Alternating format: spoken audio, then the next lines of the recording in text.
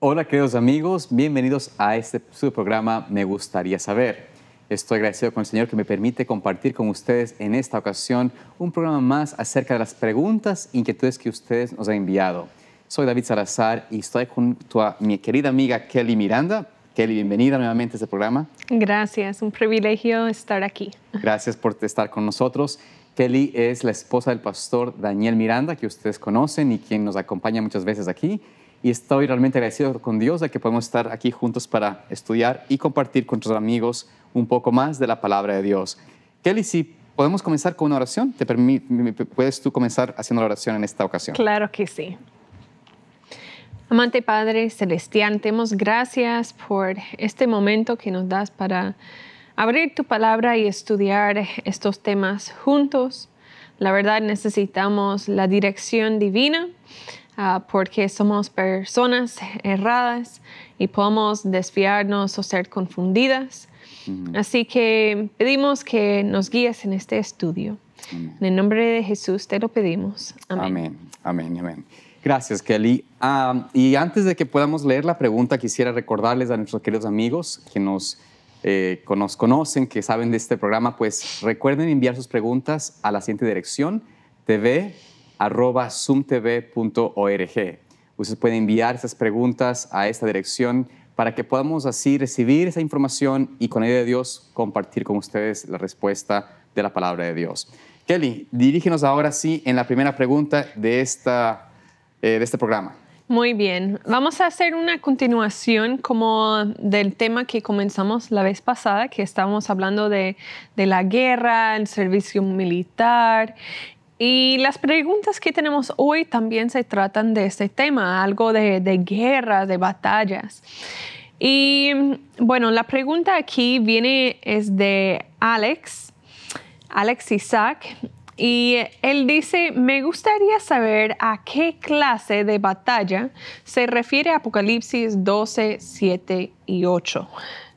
Así que vamos a ir a leer esos versículos. Apocalipsis 12 y versículos 7 y 8. Perfecto.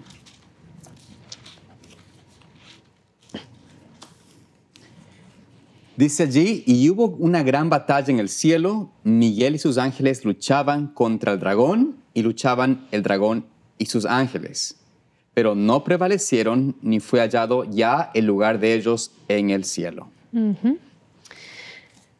Así que es interesante aquí porque, bueno, dice que hubo una guerra, una gran batalla.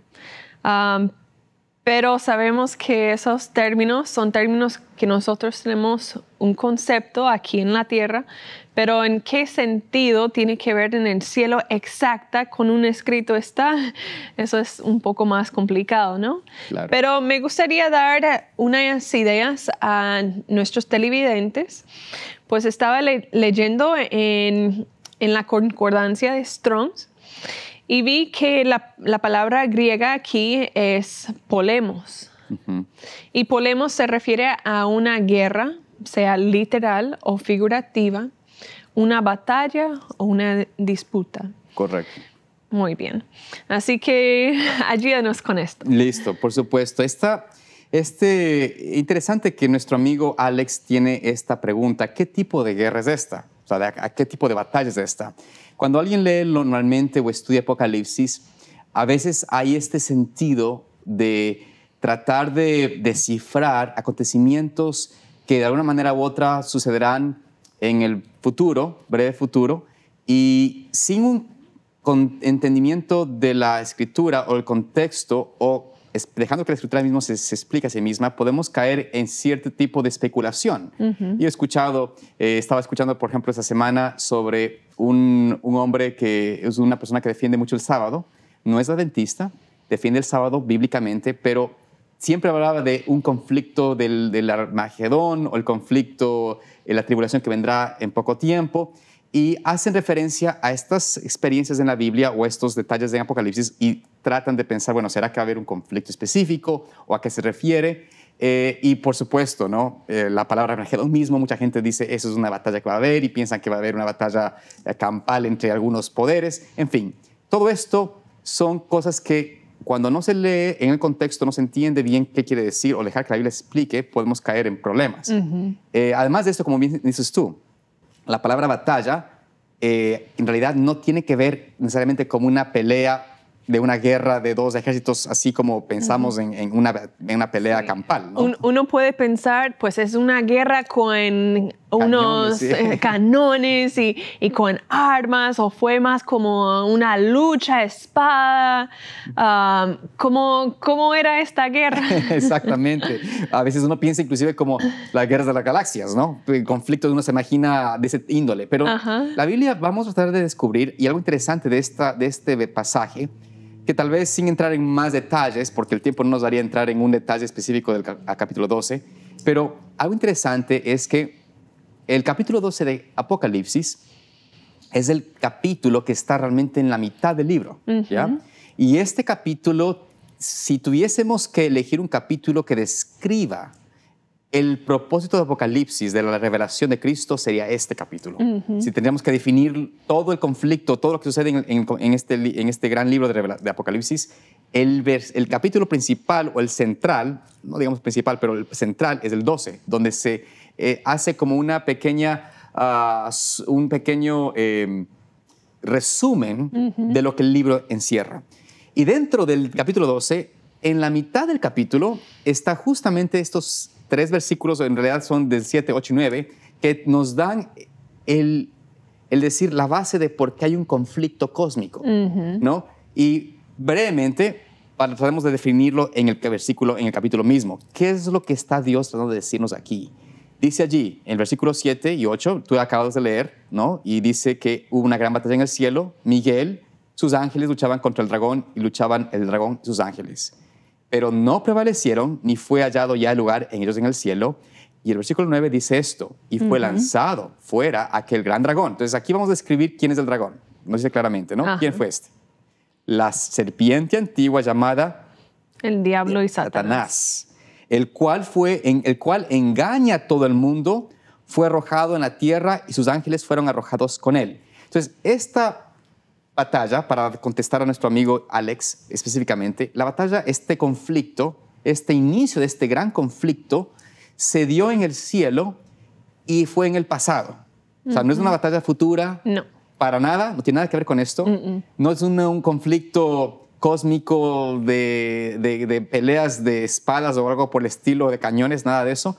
Está hablando de algo que sucedió en el inicio entre un ser, Miguel, ¿no es cierto?, sus ángeles contra el dragón y sus súbditos, sus ángeles, y lucharon, pero prevalecieron en el cielo, pudieron destruir o dañar o quebrantar al reino de Dios, al reino de Cristo.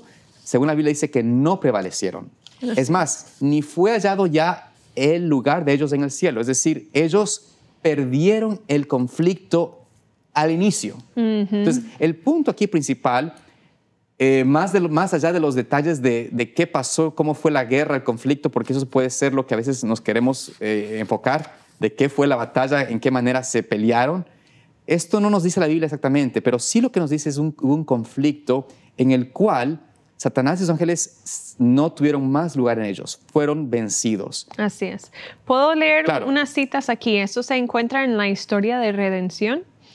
Y en la página 19 dice, hablando de la guerra, entonces hubo, pues después que Satanás empezó a compartir esos rumores y ganar cierta influencia sobre algunos, dice, entonces hubo guerra en el cielo, el Hijo de Dios, el príncipe celestial y sus ángeles leales entraron en conflicto con el archrebelde y los que se le unieron.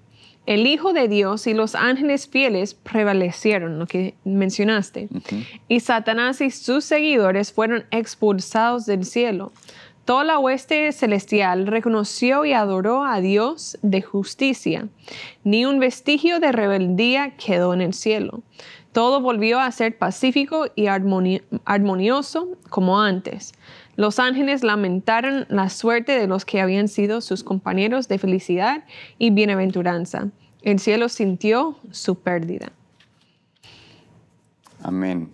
Esa es una clara ilustración o revelación de la prueba inspirada en cuanto a lo que sucedió allí en el cielo.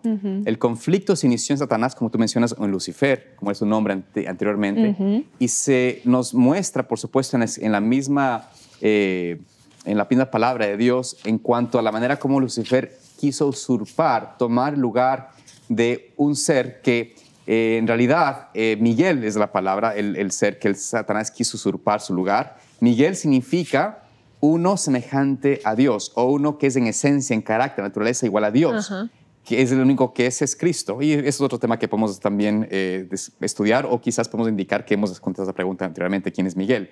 Miguel es Jesús, por supuesto, pero Satanás tenía ese deseo de usurpar su lugar, tomar su lugar, y se dio ese conflicto donde Satanás ataca el carácter de Dios, su propósito de dar una ley, y tristemente engañó, como dice en Apocalipsis, ¿no es cierto?, el dragón que llevó a la tercera parte de las estrellas del cielo, es decir, a la tercera parte de los ángeles, engañó e hizo entrar en rebelión. Entonces, eso es un conflicto que, por supuesto, Dios lo declara que sucedió, que pasó. Nos da la razón por la cual existe el pecado, existió o inició el mal.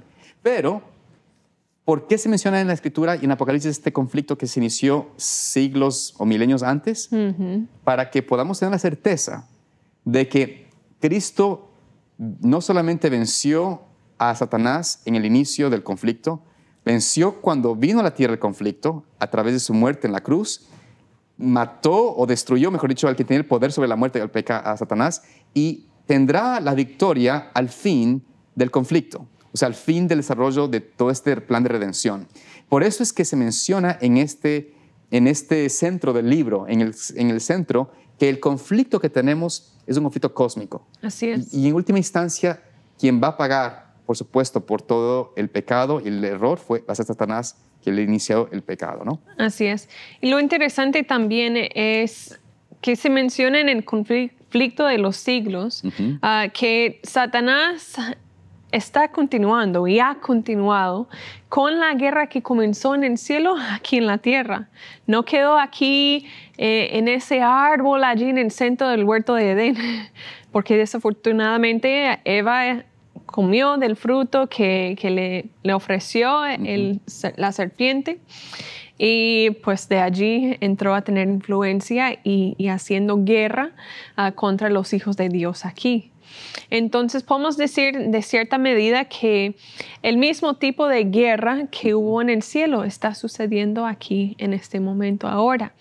No estamos peleando contra Satanás físicamente. No estoy utilizando ninguna espada, ninguna arma para pelear y resistirlo. Pero es un conflicto, así como nosotros decimos a veces, esta persona me está haciendo guerra, me está haciendo la vida difícil, me está causando problemas y dificultades, estoy luchando. Entonces, creo que en este sentido tiene más que ver esta guerra. Todos los problemas que trae, y cierto, cuando hierve la sangre y uno quiere hacer algo, nosotros sabemos ¿cuál es la consecuencia de eso? Por supuesto. Muerte, porque se hierve la sangre y uno quiere hacer algo al otro. Pero si uno no sabe que la persona no va, si uno piensa que la persona no va a morir, ¿por qué lo voy a intentar? Entonces eso es como más complicado. Sí, exactamente, Kelly. Y como dices tú, el conflicto, la razón de esta lección, de esta enseñanza, de esta revelación acerca del conflicto en el inicio, nos declara por qué estamos en conflicto ahora. Así es. En la condición actual. Bien lo dijiste tú, y corroborando en Efesios 6, 11 y 12, nos dice la palabra de Dios: vestíos de toda la armadura de Dios para que podáis estar firmes contra las acechanzas del diablo, Satanás, la serpiente, el dragón, porque no tenemos lucha contra sangre y carne, sino contra ¿quién? Contra potestades, ¿no? De las tinieblas, principados, contra los gobernadores de las tinieblas de este mundo, contra malicias espirituales en las alturas. Entonces, aquí nos vemos, como dices tú, es el conflicto, pero gracias a Dios, la esta batalla está declarada ya la victoria en el siguiente versículo. Amén. En el versículo 10 y 11 nos dice que este conflicto tiene una garantía de victoria. Dice allí, y oí una gran voz en el cielo que decía, ahora ha venido la salvación y el poder y el reino de nuestro Dios y las potestades de su Cristo, porque el acusador de nuestros hermanos ha sido derribado, el cual los acusaba delante de nuestro Dios día y noche, y ellos le han vencido por la sangre del Cordero y por la palabra de su testimonio, y no han amado sus vidas hasta la muerte. Entonces, para terminar tal vez esta intervención, esta declaración, ¿no? de esta guerra ya está declarada como una guerra ganada, como una victoria ganada. El conflicto a través de la sangre de Cristo es garantizado en un desenlace feliz para sus hijos. Así es. Los que aman a Dios, aman al Cordero y lo aceptan en sus vidas, pueden por su gracia vencer a Satanás. Amén. Y podemos, como dice la palabra de Dios, ponernos armadura que nos impide ser atacados, destruidos por el enemigo. Así que Dios nos va a ayudar y queremos que nuestro amigo Alex pueda saber de que puede confiar que esta batalla es una batalla que estamos viviendo, pero en Cristo tenemos la victoria garantizada. Así que bueno, que le vamos a la siguiente pregunta, ¿te parece? Para avanzar en el tiempo, que creo que tenemos para ver cómo esta pregunta nos lleva a la siguiente, que es una pregunta muy interesante también. Así es. Bueno, la pregunta nos viene de Erika Díaz y ella nos saluda. Dice, deseando que Dios les bendiga y les dé sabiduría cada día para responder las inquietudes de su pueblo. Leyendo las Sagradas Escrituras, encontré en Jueces 1:1. Aconteció, pues, de la muerte de Josué, que los hijos de Israel consultaron a Jehová, diciendo, ¿quién de nosotros subirá primero a pelear contra los cananeos? Mi pregunta es, si ya el pueblo de Dios estaba en la tierra prometida, ya todos estaban ubicados en su territorio, cosa que sucedió mientras estuvo Josué liderando el pueblo, porque el pueblo de Dios se mantenía en constantes guerras. Se menciona muy a menudo que estaba en batalla contra uno u otro pueblo, incluso hasta el reinado de David. Este también salió a guerras. ¿Por qué sucedía esto? Bueno, primero hay que mencionar que no todos estaban en el territorio. Sí. Sí. Gracias. Es interesante. Esta pregunta me gusta mucho a mí porque se nota que nuestra querida amiga Erika estudia y estudia el Antiguo Testamento, que es algo que a mí me agrada mucho en realidad estudiar. Parte de lo que es investigación, historia, es algo agradable. Pero vamos a ir a Jueces y tratar de descubrir por qué es que el conflicto o por qué el pueblo de Israel cayó continuamente en conflictos en la tierra prometida, tanto de defensa, como menciona ella, a veces les atacaban, a veces ellos tenían que ir a continuar. ¿Qué es lo que pasó? Y creo que ella tiene algo interesante. Vamos al versículo 1, vamos a leer del 1 al 4, Kelly, si te parece, de Jueces, capítulo 1. Y vamos a ver allí los primeros, qué es lo que pasó cuando el pueblo de Israel sigue la voluntad de Dios. Así si tú puedes leerme allí Jueces 1, del 1 al 4. Aconteció después de la muerte de Josué que los hijos de Israel consultaron a Jehová diciendo, ¿quién de nosotros subirá primero a pelear contra los cananeos? Y Jehová respondió, Judá subirá. He aquí que yo he entregado la tierra en sus manos. Y Judá dijo a Simeón, su hermano, sube conmigo al territorio que se me ha adjudiciado, y peleemos contra el cananeo, y yo también iré contigo al tuyo. Y Simeón fue con él. Subió Judá, y Jehová entregó en sus manos al cananeo y al fereceo. E hirieron de ellos en Besek a 10,000 hombres. Muy bien. Entonces vemos aquí que después de la muerte, Jueces es justo después de la muerte de Josué, que fue el líder después de Moisés, el que el Señor dio muchas victorias, pero todavía tenían que continuar limpiando la tierra de Canaán de estas naciones idólatras y naciones paganas, naciones que habían sido crueles. Los cananeos, había muchos pueblos cananeos. Sí. Y esos pueblos cananeos eran conocidos por su iniquidad, su maldad, su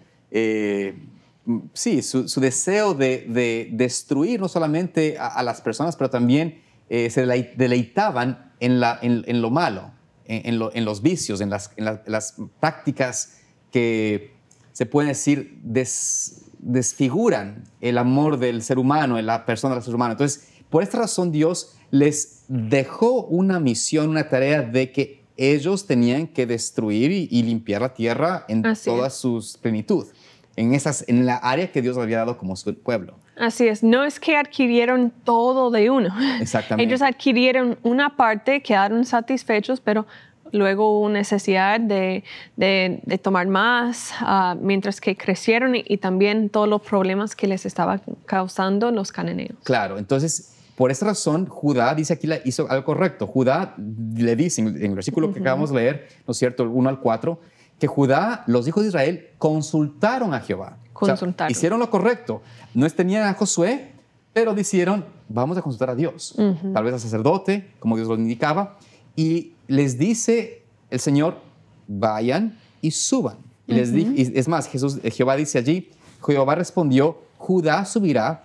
Y Judá dice, bueno, voy a hablar con mis hermanos de Simeón.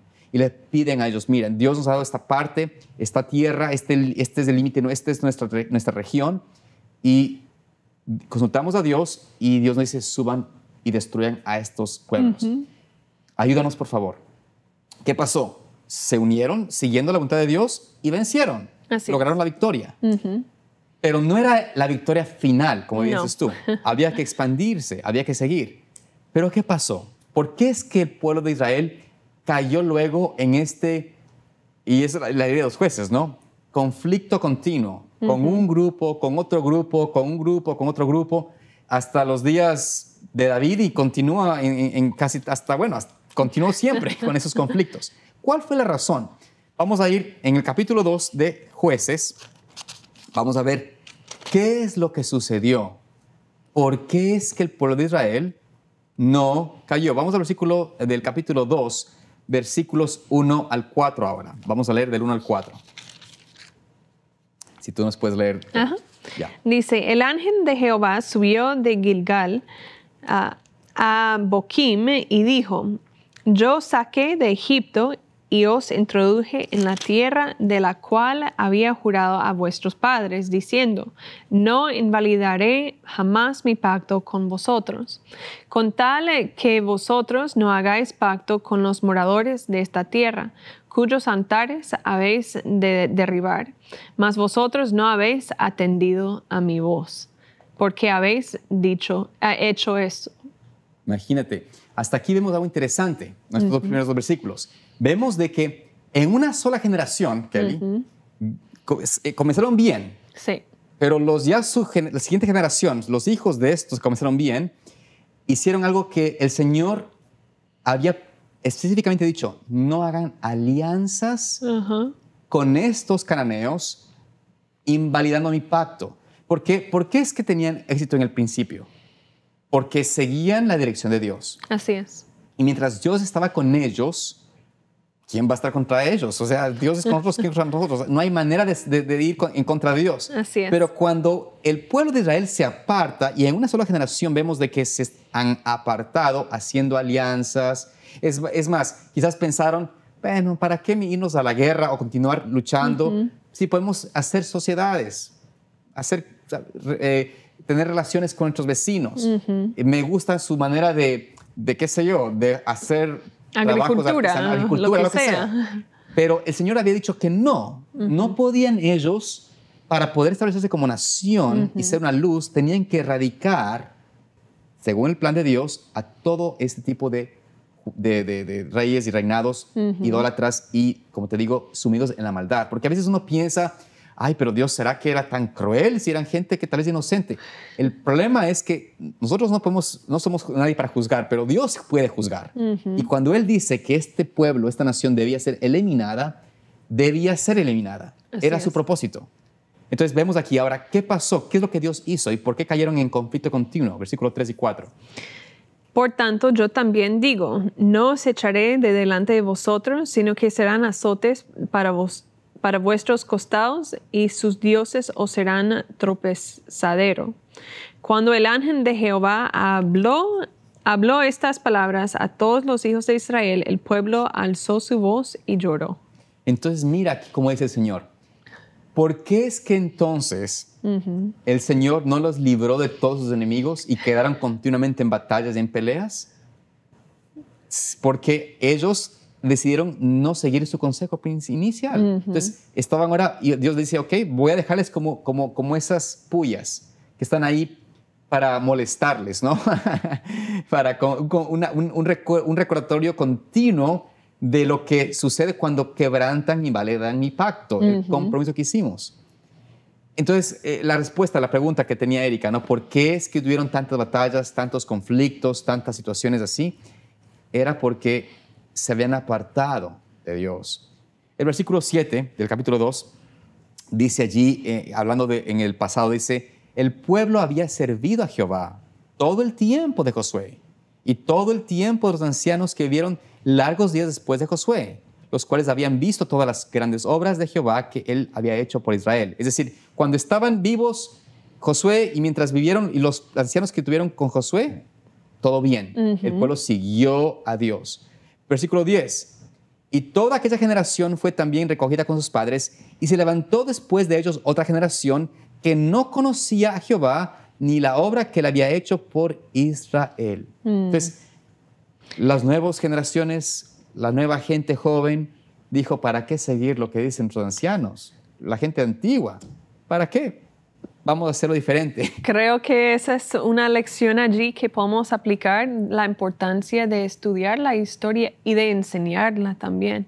Porque quizás nuestros padres pasaron por momentos difíciles, sus padres también, pero no pasaron esas lecciones, esas enseñanzas a la siguiente generación. Así es. Y nosotros terminamos cometiendo los mismos errores que ellos. Entonces, sí, por eso es que la historia se repite. Así es, así es. Y bueno, pues el tiempo se nos ha ido, lamentablemente, pero esperamos que esta respuesta haya sido de bendición para nuestra amiga Erika y aquellos que nos escuchan. Esperamos que el Señor los siga guiando a toda su verdad. No duden de seguir enviando sus preguntas y haremos todo lo posible por contestarlas. Que Dios les bendiga, es nuestro deseo y oración, y para Él sea toda la gloria y honra. Dios les guarde.